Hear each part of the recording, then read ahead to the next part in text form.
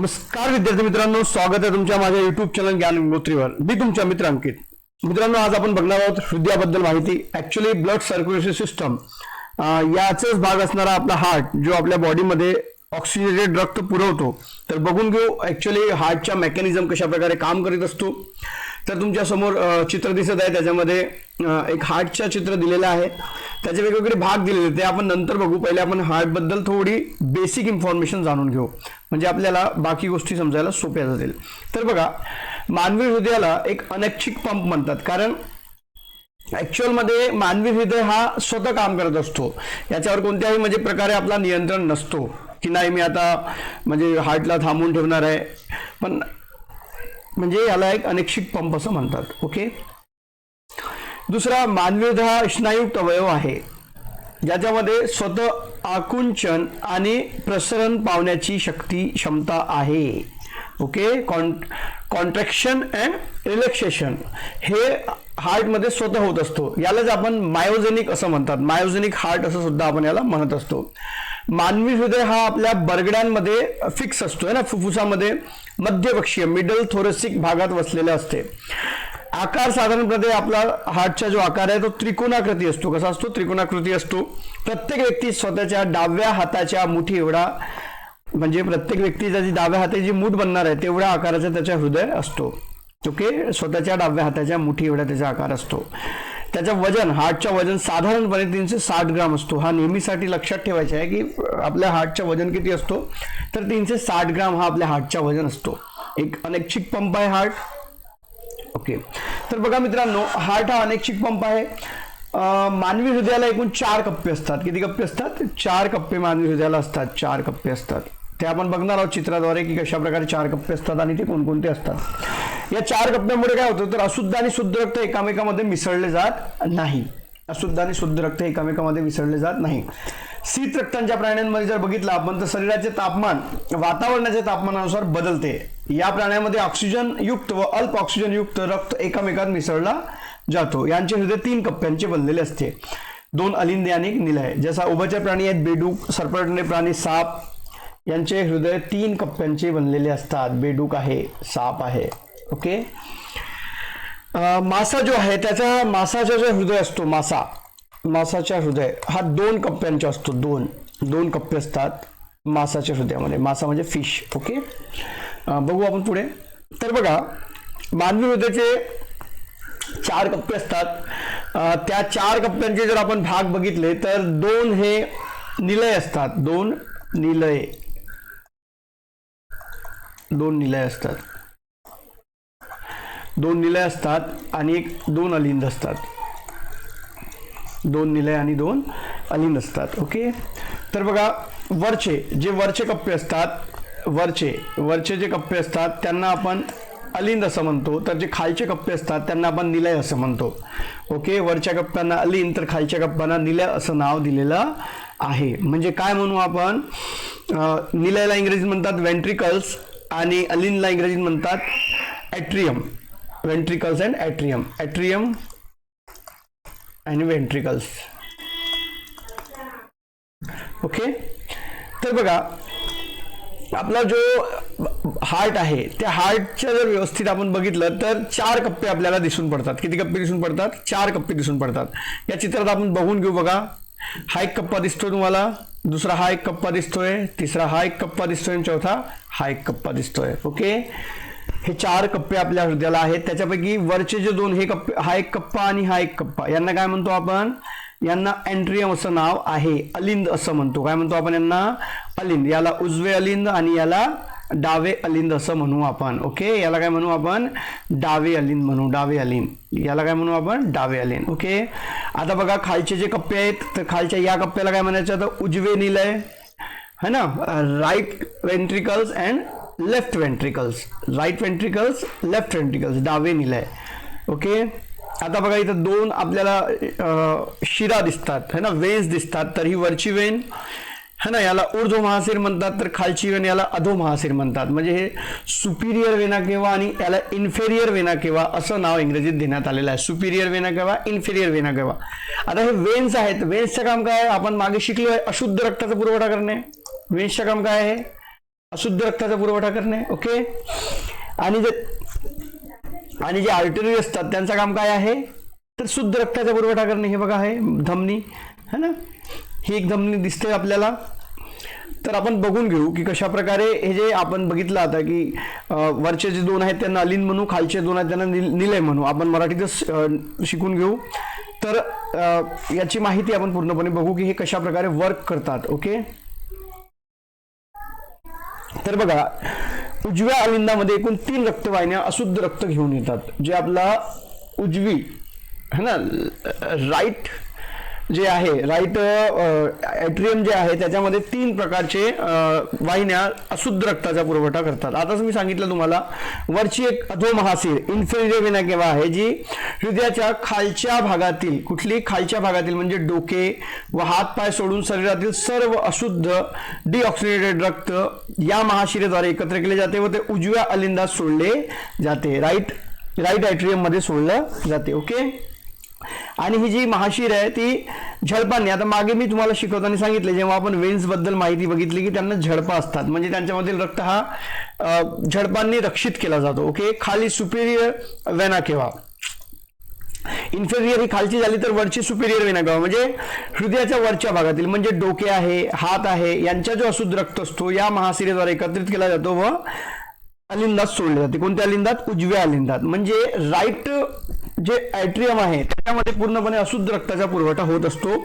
आणि right atrium मध्ये अशुद्ध रक्ताचा पुरवठा करणाऱ्या मुख्य जे हे आहेत, वेन्स आहेत, त्याच्यामध्ये इन्फेरियर वेना केव्हा जे खालच्या भागातून रक्त घेऊन येते, तर सुपिरियर वेना केव्हा जे वरच्या भागातून रक्त घेऊन येत असते. हे लक्षात ठेवायचे आहे. तिसरा अजून एक आहे भाग ज्याच्यामध्ये परिहृदय सीर, कोरोनरी सिनस असं आपण याला म्हणतो. हृदयाला रक्त पुरवठा करणाऱ्या धमनीला परिहृदय धमनी म्हणतात. आणि हे हृदयाचे अशुद्ध रक्त उजव्या अलिंदात सिनसद्वारे सोडलं जातं. हा जो सिनस आहे हा बाळ जन्माला आल्यानंतर 10-15 दिवसानंतर तो बंद होतो छिद्र, आणि कधी कधी जर तो बंद झाला नाही तर तो ऑपरेशन करून बंद करावा लागतो. तर तो जो छिद्र आहे तो ऑटोमॅटिकली गर्भामध्ये असतो, त्याला सिनस असं नाव देण्यात आलेला आहे. तर आपल्याला इथं काय समजलं की आपल्या हृदयाचा जो पहिला इम्पॉर्टंट कप्पा आहे तो आहे उजवे अलिंद, ज्याच्यामध्ये पूर्णपणे अशुद्ध रक्ताचा पुरवठा होतो. आता इथं प्रश्न बनतो की आपल्या बॉडीच्या हार्टच्या पहिला इम्पॉर्टंट कप्पा कोणता आहे, तर उजवे अलिंद, याच्यामध्ये अशुद्ध रक्ताचा पुरवठा होतो. आणि अशुद्ध रक्ताचा पुरवठा करणाऱ्या 3 मुख्य वेन्स आहेत. इन्फेरियर वेना केव्हा जे खालच्या बॉडीतला म्हणजे हातपाय सोडून बाकी पूर्ण बॉडीतला अशुद्ध रक्त उजव्या अलिंदमध्ये सोडतात. तर दुसरा आहे सुपिरियर वेना केव्हा जे हृदयाच्या वरच्या भागातील म्हणजे डोके, हातपाय याच्यातील अशुद्ध रक्त आपल्या उजव्या अलिंदमध्ये सोडलं जातो. आणि तिसरा हृदयाला रक्त पुरवठा होतो आणि तिथून जो अशुद्ध रक्त येतो तो सिनस या छिद्राद्वारे उजव्या अलिंदामध्ये सोडला जातो. ओके.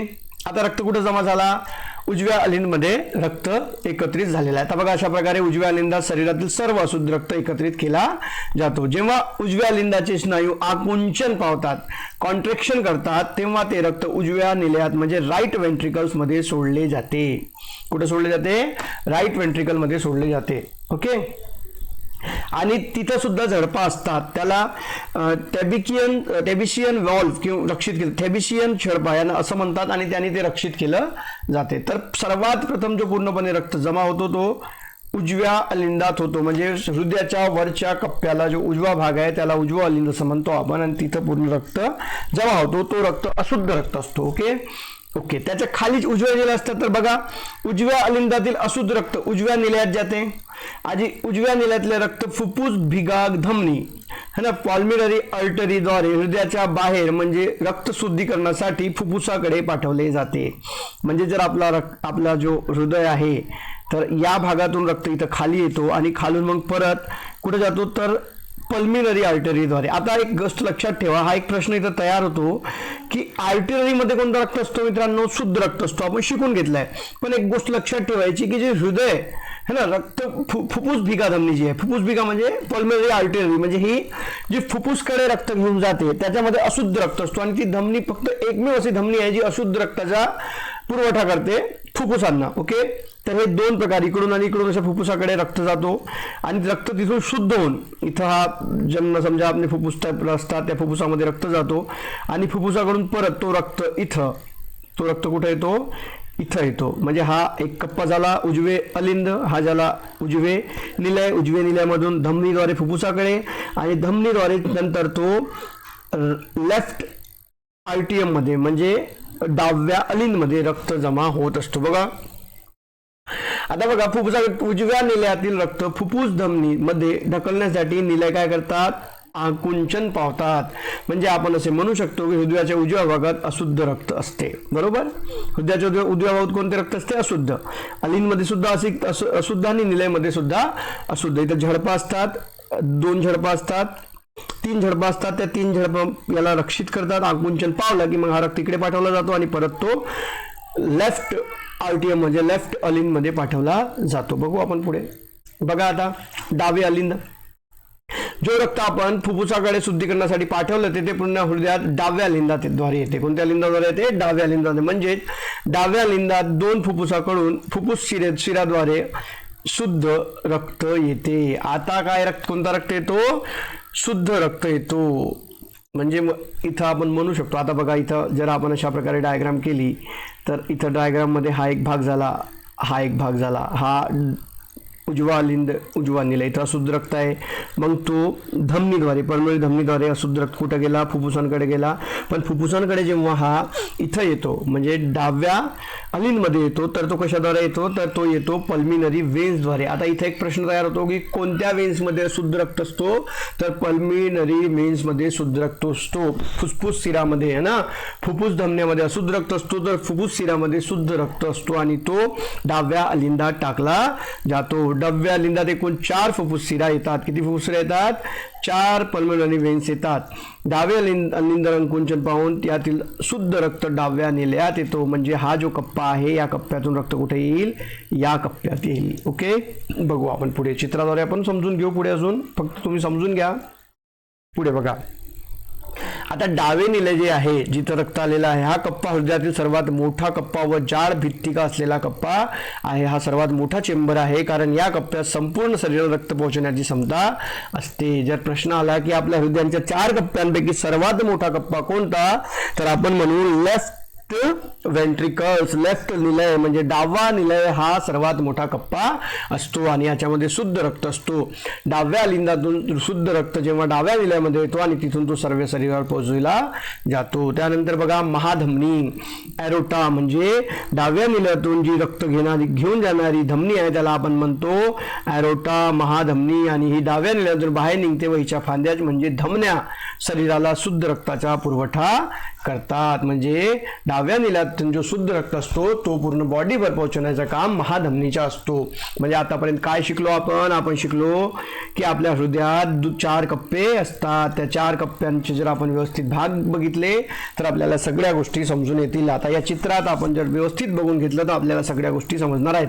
आपण एक गोष्ट क्लिअर करू. बघा मित्रांनो, मी काय सांगितलं की आपल्या हृदयाचे 4 कप्पे असतात. हा एक कप्पा दिसतो तुम्हाला, हा एक कप्पा दिसतो, हा एक कप्पा आहे आणि हा एक कप्पा आहे. ठीक आहे, आता आपण जी माहिती बघितली त्याला आपण रिपीट करू. बघा इथं तर मी काय म्हटलं की अशुद्ध रक्ताचा पुरवठा 3 प्रकारच्या वेन्स आपल्या हृदयाला करतात. हृदयाला 4 कप्पे आहेत तर आपण याला काय नाव दिलंय, याला नाव दिलंय आपण उजवे अलिंद, याला दिलाय उजवे निलय, याला डावे अलिंद याला म्हटलंय डावे निलय. ओके, तर सर्वात पहिले अशुद्ध रक्ताचा पुरवठा कुठं होतो, तर उजव्या अलिंदमध्ये होतो. तर उजव्या अलिंदमध्ये कशा होतो, तर बघा इन्फेरियर वेना किंवा अधोमहाशीरद्वारे बॉडीच्या खालच्या भागचा ब्लड इथे येतो आणि सुपिरियर वेना केव्हाद्वारे हृदयाच्या वरच्या भागाच्या म्हणजे डोळे आहेत, नाक आहे, आपला डोका आहे, याच्यामधून जो ब्लड येतो तो उजव्या अलिंदमध्ये जमा होतो. ओके, उजव्या अलिंद जेव्हा आकुंचन पावतात तर इथे असणाऱ्या झडपा ओपन होतात आणि हा ब्लड कुठे येतो, या भागात येतो म्हणजे उजव्या निलयामध्ये येतो. म्हणजे आपण काय म्हणू शकतो की आपल्या हृदयाचा जो उजवा भाग आहे त्या उजव्या भागातले 2 कप्पे अलिंद आणि निलय, इथं कोणता रक्त असतो, अशुद्ध रक्त असतो. मग हा अशुद्ध रक्त कुठं पाठवला जातो, तर फुफ्फुस म्हणजे फुफ्फुसाकडे पाठवला जातो. हा बघा, हा फुफ्फुसाकडे पाठवला. याच्यामध्ये ही जी आर्टरी आहे, इथं कोणती आर्टरी आहे, ही पल्मोनरी आर्टरी असं म्हणतात. ही एकच धमनी असायची, अशुद्ध रक्त असतो आणि अशुद्ध रक्त कुठे जातो, तर फुफ्फुसांकडे जातो. आणि फुफ्फुसांमध्ये बघा इथं शुद्ध झालेलं रक्त पल्मिनरी वेन्सद्वारे, हे काय आहेत, पल्मिनरी वेन्स, याला काय म्हणू आपण, पल्मिनरी वेन्स. हे पल्मिनरी वेन्स काय करतात, तर पल्मिनरी वेन्स फुफ्फुस शिरा या रक्ताला, हे बघा 1 आणि इकडून कुठे टाकतात तर डाव्या अलिंदमध्ये टाकलं जाते. डाव्या अलिंदमध्ये शुद्ध रक्त कोणाद्वारे टाकले जाते पल्मोनरी वेन्सद्वारे टाकला जातो. आणि इथून तो रक्त जेव्हा हे डावा निलय डावा अलिंद हा जेव्हा आकुंचन पावतो तर हा रक्त कुठे जातो मग डाव्या निलयात टाकतो आणि जातो. आणि सर्वात मोठा जो आपला कप्पा आहे तो आहे डावा निलय, कारण या भागातून एरोटा नावाची धमनी, ही जी धमनी दिसते ही धमनी पूर्ण बॉडीला शुद्ध रक्ताचा पुरवठा करते. ही दिसते पूर्ण वरती पण गेलेली आहे, त्याला एरोटा किंवा महाधमनी असं नाव दिलेलं आहे. आणि ही महाधमनी पूर्ण बॉडीवर शुद्ध रक्ताचा पुरवठा करते. अशा प्रकारे आपल्या हृदयाचे 4 भाग आहेत आणि त्या 4ही भागांचे कामं वेगवेगळे आहेत. इथं ज्या झडपा असतात ते त्रिदलीय झडपा असतात आणि इथं ज्या झडपा असतात म्हणजे डावा अलिंद आणि डाव्या निल्याच्या मधात जे झडपा असतात ते द्विदलीय झडपा असतात. आणि यांचं काम आहे रक्ताला थांबून ठेवणे. एक गोष्ट लक्षात ठेवायची, हे दोन्ही म्हणजे वरचे अलिंद सोबत आकुंचन पावतात आणि खालचे निलय सोबत आकुंचन पावतात. हे आकुंचन पावले की ब्लड हा दुसऱ्या कप्प्यामध्ये जातो, बरोबर. तर नेहमी लक्षात ठेवायचा जो ब्लड प्रेशर नावाची गोष्ट करतो आपण ब्लड प्रेशर, तर ब्लड प्रेशर काय असतो जेव्हा हे आकुंचन पावतात निलय तेव्हा हा वरचा ब्लड प्रेशर असतो. कोणता ब्लड प्रेशर असतो वरचा ब्लड प्रेशर किती असतो मित्रांनो 120 एवढा वरचा ब्लड प्रेशर असतो. म्हणजे नॉर्मल व्यक्तीचा किती असतो 120 HG एवढा वरचा ब्लड प्रेशर आपला असतो. आणि खालचा ब्लड प्रेशर किती असायला पाहिजे तर खालचा ब्लड प्रेशर हा 80 असतो. म्हणजे जेव्हा हे प्रसरण पावतात निलय तेव्हा खालचा ब्लड प्रेशर मोजला जातो आणि रक्तदाब मोजला जातो.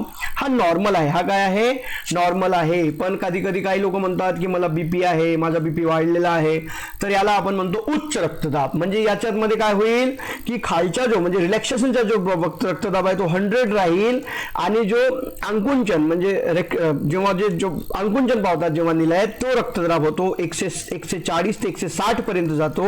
याला हायपरटेन्शन असं म्हणतात. याला काय म्हणतात हायपरटेन्शन असं म्हणतात. ओके. आणि कधी कधी हाच रक्तदाब फार कमी होतो. म्हणजे काय तर जेव्हा हे आकुंचन पावतात तेव्हा हा ब्लड प्रेशर किती असायला पाहिजे 120 असायला पाहिजे. पण तो जर कमी झाला तर आपण काय म्हणू त्याला, जर तो 100 वर आला तर काय म्हणू आपण त्याला, हा इकडे 100 झाला आणि इकडे जर 60 झाला तर याला म्हणायचा हायपोटेन्शन. याला काय म्हणायचा हायपोटेन्शन. आपण म्हणतो ना याचा बीपी लो आहे, याचा बीपी हाय आहे. हाय आहे म्हणजे काय हा हायपरटेन्शन, लो आहे म्हणजे काय हा 100-60 है ना, आणि हाय आहे म्हणजे 140-160 आणि इकडे 100 हा काय झाला हाय झाला. कोणता झाला हाय झाला. ओके. तर अशा प्रकारे आपला हार्ट हा फार इम्पॉर्टंट रोल प्ले करतो आपल्या बॉडीमध्ये है ना. तर रक्तदाब समजला तुम्हाला की धमन्यांचा जो भित्तीकडील दाब असतो म्हणजे धमनी आहे त्यांच्या जो भित्तीकडील दाब तयार होतो आकुंचन पावताना जो दाब तयार होतो त्याला वरचा प्रेशर म्हणू. आणि रिलॅक्सेशन सोडताना म्हणजे जेव्हा ते प्रसरण पावतात तेव्हा जो प्रेशर तयार होतो त्याला आपण खालचा दाब म्हणू. ओके. याला 120 mmHg असं लिहितात. ओके. 120 mmHg okay millimetre. आता वरच्या आणि खालच्या हे तुम्हाला समजलं असेल असं मी गृहीत धरतो. बरं. आता बघा हृदयांचे ठोके. आता हे जे हृदयांचे ठोके होतात तर ते एका मिनिटाला किती ठोके होतात 72 ठोके होतात. किती ठोके होतात 72 ठोके एका मिनिटाला हृदयामध्ये होतात. म्हणजे प्रति ठोका 0.8 सेकंदात होत असतो. प्रति ठोका किती सेकंदात असतो 0.8 सेकंदात होत असतो. आणि हृदयांच्या ठोक्यांचा आवाज कसा येतो लब डब असा येतो. कसा येतो लब डब. ऍक्च्युली हा आवाज कोणाचा असतो तर इथे ज्या झडपा असतात त्या झडपांच्या बंद आणि उघडण्याचा आवाज जो असतो तोच आवाज आपण ऐकत असतो. आणि त्याला कशाने ऐकतो आपण स्टेथोस्कोप वापरतात. डॉक्टर लोक काय वापरतात कानात लावतात ते स्टेथोस्कोप.